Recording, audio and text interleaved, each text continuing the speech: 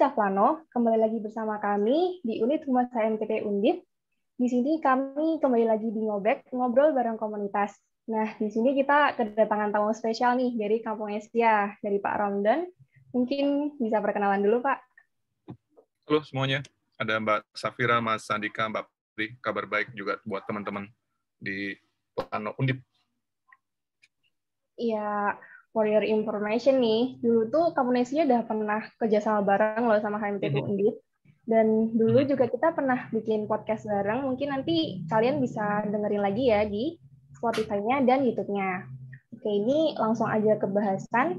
Kita di sini bakal bahas tentang Serawung Kampung Kota, yaitu salah satu program kerjanya Kampung Asia. Nah, kita udah ngumpulin pertanyaan nih Pak dari teman-teman. Pertanyaan pertama nih, sebelumnya ada yang masih kepo tuh tentang Kampung Kota, padahal kan sebelumnya udah dibahas ya Pak di podcast sebelumnya. Tapi mungkin Pak Ramdan bisa review sebentar, Kampung Kota tuh apa sih Pak? Kampung Kota jadi tempat sebenarnya, tempat kita tinggal, tempat kita belajar juga, sekaligus tempat kita sehari-hari berada. Dan yang lagi saya dan teman-teman bayangkan adalah bagaimana kemudian kita dengan kampung dan kota tempat kita tinggal itu mengurangi jarak dari yang awalnya jauh, dari awalnya tidak tahu menjadi dekat dan menjadi lebih tahu. Dan kebetulan karena kita ada di mata kuliah sosiologi perkotaan, maka kerja-kerja kelas itu kita rancang sebagai upaya tadi mendekatkan kita dengan kampung, karena memang sehari-hari kita juga ada di kampung dan kita juga ada di kota. Jadi kampung kota sebagai sebuah terminologi tempat sedang kita dorong menjadi sebuah pengetahuan di mana kita melibatkan banyak anak muda di kelas-kelas sebagai bagian dari upaya kerja itu. Oke, buat realisasi ini tuh udah apa aja sih Pak yang dilakuin? Ada banyak. Yang jelas kata kuncinya adalah ia menjadi bagian dari kerja kelas bersama-sama gitu ya.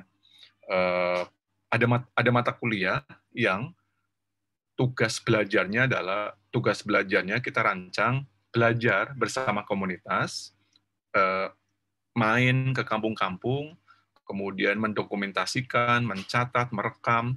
Terus pada beberapa momen kita merancang workshop, merancang agenda bersama dengan komunitas dan seterusnya, sampai kemudian pada satu titik kerja-kerja itu menjadi sebuah kerja yang lebih kolektif. Ternyata anak-anak muda ketika berkolaborasi ada banyak hal bisa dihasilkan. Dan dari situlah kemudian kerja-kerja kelas itu menjadi sebuah kerja yang kita publikasikan. Nah, kira-kira kalau mata kuliah dipublikasikan kan nggak enak ya. Masuk nama mata kuliah dipublikasikan. Maka pilihannya kemudian kira-kira apa ya agar pengetahuan yang dihasilkan teman-teman anak-anak muda di kelas ini bisa dibagi. Nah, akhirnya kita sepakat kayaknya nama Kampung Nesia itu sebagai satu alternatif untuk membagi semua bentuk pengetahuan kita ke publik itu. Oke, terus lanjut nih ke pertanyaan selanjutnya, nyambung juga nih sama sebelumnya. Kan Yap. kampung kota itu perlu dilestarikan ya, Pak? Nah, Yap. ini ada yang tanya nih, Pak. Contoh pelestarian kampung kota tuh gimana sih? Dan implementasi nyatanya itu gimana? Terus untuk pelestariannya sendiri, apakah kampung kota tuh ada kriteria khusus atau cara khusus sih, Pak? Untuk pertanyaan paling awal, kenapa harus dilestarikan? Karena kalau mau dilacak, saya termasuk orang yang memahami bahwa kota-kota di Indonesia misalnya, sebenarnya punya kerangka epistemik gitu ya, bagaimana kota terbentuk, itu tidak bermula dari sebuah ruang kosong. Kota salah satunya dalam perspektif yang saya coba pahami sampai sekarang, dia dimulai dari sebuah ruang-ruang dengan unit yang lebih kecil. Salah satunya adalah kampung. termasuk juga beberapa kota yang tumbuh dalam tradisi Nusantara itu punya folklore yang panjang kan ke belakang. Kalau Anda bisa nyebut Demak gitu ya. Oh dulu kota Demak karena dulu ada kerajaan Demak. Solo karena ada kerajaan Solo gitu. Termasuk juga banyak kota yang kemudian berawal dari cerita-cerita rakyat yang kemudian membentuk sejarah kota itu sendiri.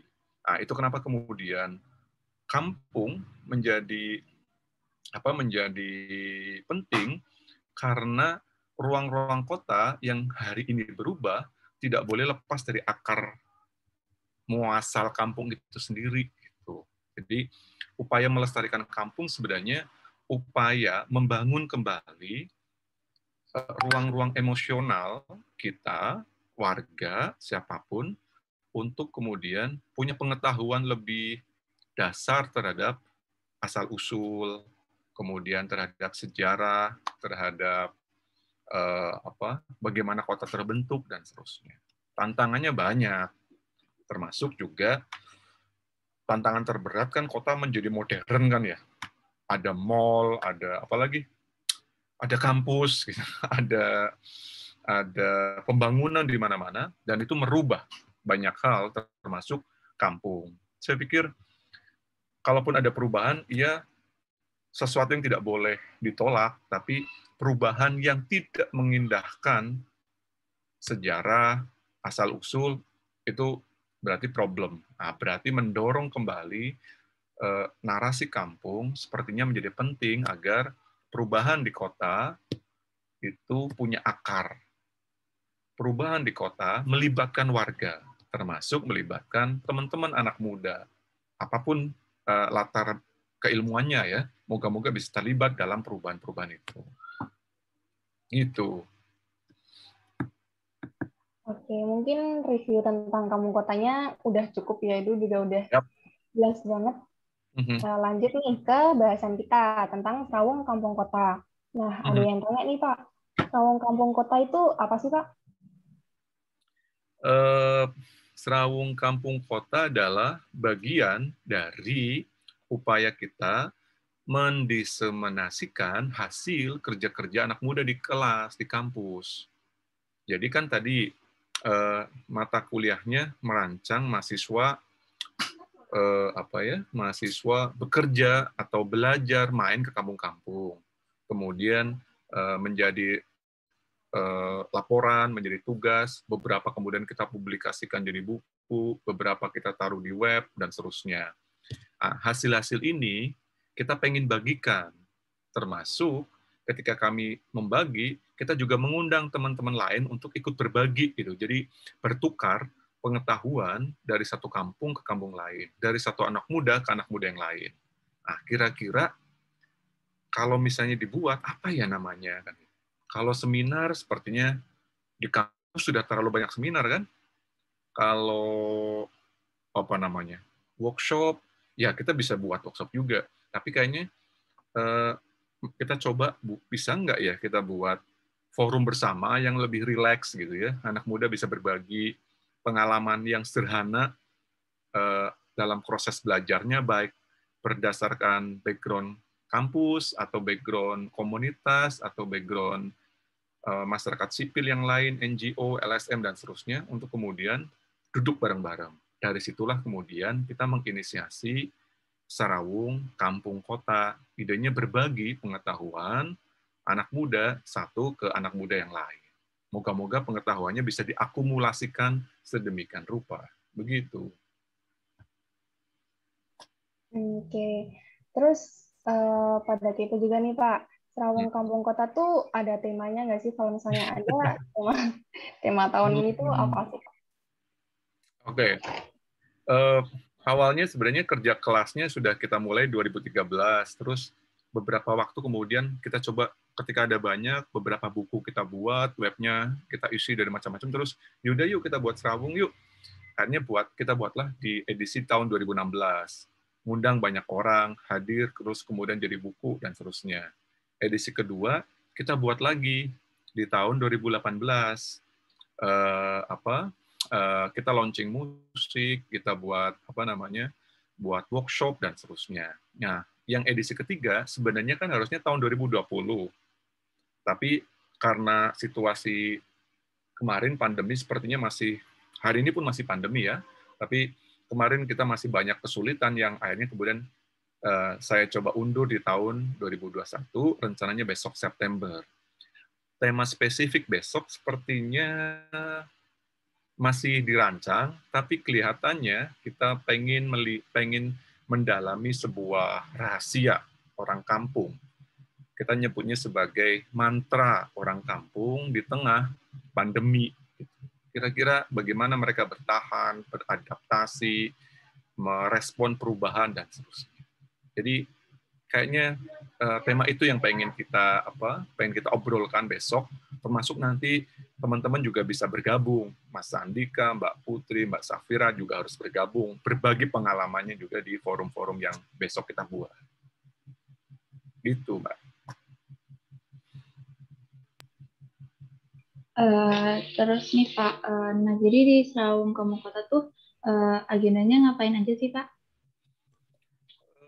Agendanya kalau biasanya kan seminar ya, di ruang seminar ada ada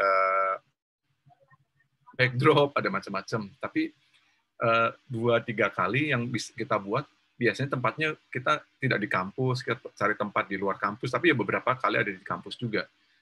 Kita berbagi satu pengetahuan atau informasi terkait kampung kota. Beberapa kali atau 2 kali setidaknya, saya pikir saya sangat banyak mengundang komunitas, termasuk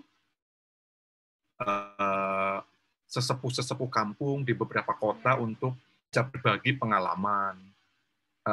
Yang edisi kedua kita ngundang pengalaman tiga kampung kota. Ada teman dari Jakarta, Mas Gukun, bicara tentang bagaimana kampung mereka bertahan di tengah perubahan Jakarta.